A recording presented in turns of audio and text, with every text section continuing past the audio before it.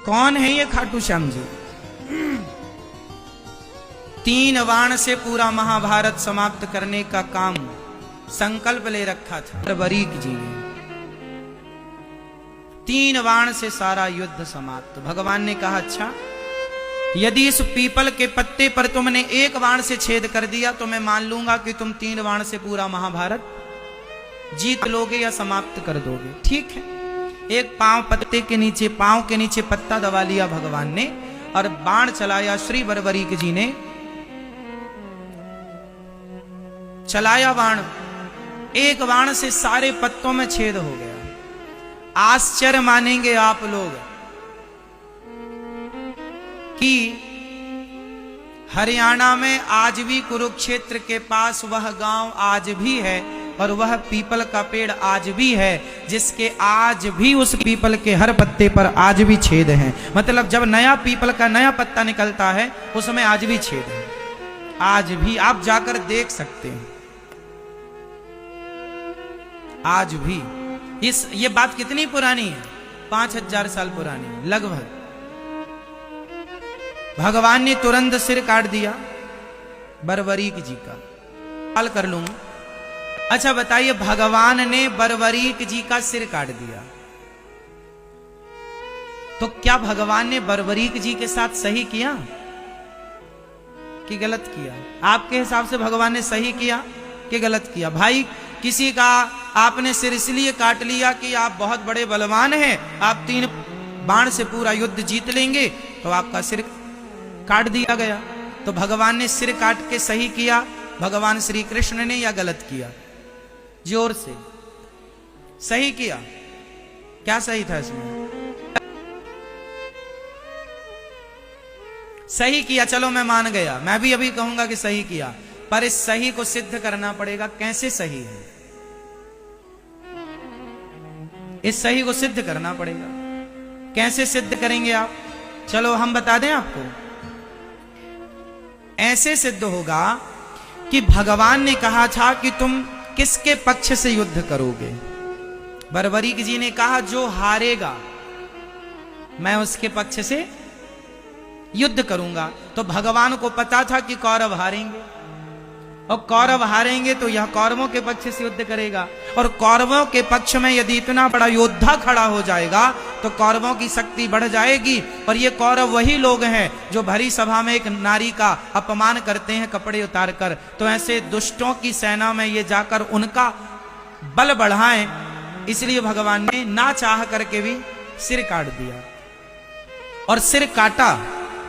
भगवान ने कहा बर्बरीक बताओ मैं तुम्हारी क्या अभिलाषा पूरी करूं? अच्छा, सिर कटने के बाद कोई जिंदा रहेगा क्या?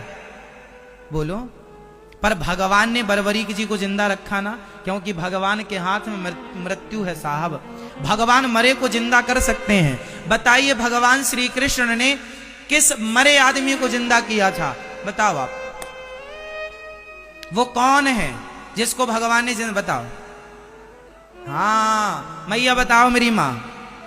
भगवान श्री कृष्ण ने वो कौन है जिसे मरे हुए को जीवित किया था?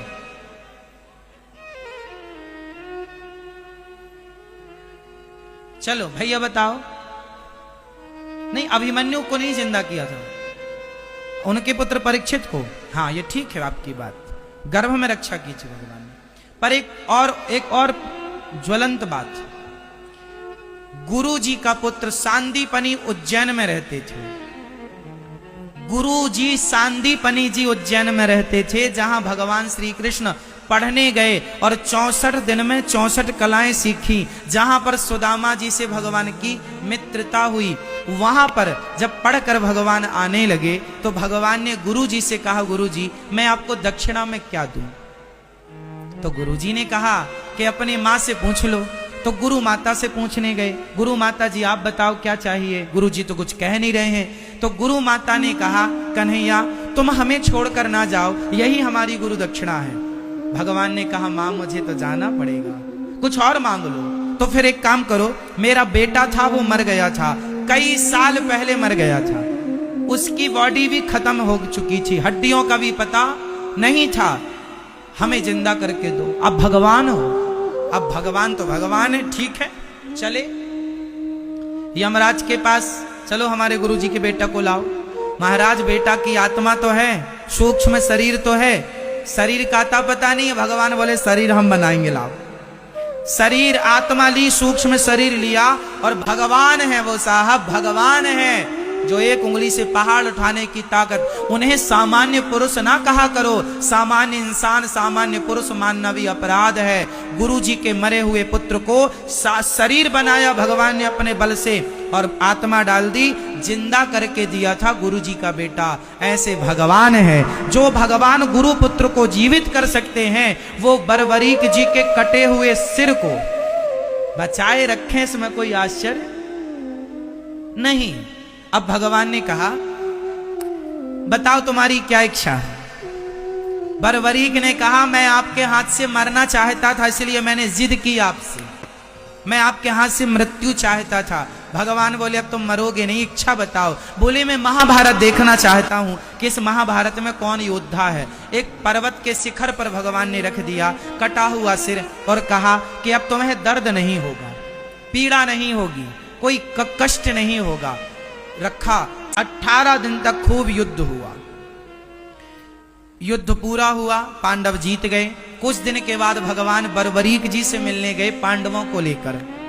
भगवान ने बरबरीक जी से कहा भैया बताओ कि महाभारत में तुमने सबसे बड़ा योद्धा किसे माना है, किसे आप बड़ा योद्धा मानते हैं। अर्जुन को लगा अपना ही नाम आएगा, गांडीवधारी। भीम भैया बोले हमारा गदा काम कर गया है। पर बरबरीक जी ने मुस्कुराते हुए कहा प्रभु इस महाभारत में मुझे आपके सुदर्शन चक्र के अतिरिक्त कुछ दिखाई ही नहीं पड़ा। पांडवों का अर्जुन जो बाण छोड़ता था अपने गांडीव से, वो 10 कदम पे जाके गिर जाते थे। वो तो आपका सुदर्शन चक्र उन्हें गति प्रदान करता था, उन्हें बल प्रदान करता था। अब अर्जुन को समझ में आया कि महाभारत के असली हीरो हम नहीं, ना करते हुए भी भगवान सब करते हैं। जैसे महाभारत में कुछ ना करते हुए मेरे कन्हैया ने सब कुछ किया, भगवान ना करते हुए सब कुछ करते हैं। तो बरबरीक जी से कहा अब तुम्हारी इच्छा बताओ। प्रभु बस आपका दर्शन हो गया, कोई कामना नहीं। भगवान बोले सुनो तुम निर्दोष हो, तुमने कोई अपराध तो किया नहीं, मैं तुम्हें मृत्यु दंड किसका दूं। इसलिए जाओ, अब से तुम खाटू में रहना, और मेरे अब तुम बरबरीक के नाम से नहीं, मेरा अपना, मेरे बहुत सारे नाम हैं। गोविंद है, गोपाल है, मनमोहन है, मदन मुरारी है, गिरिवरधारी है, दामोदर है। इनमें एक नाम है मेरा श्याम सुंदर। तो जो श्याम नाम है वह श्याम नाम मैं तुम्हें प्रदान करता हूं। तुम जाओ और खाटू में निवास करो, और तुम अब कलयुग में जो हार रहे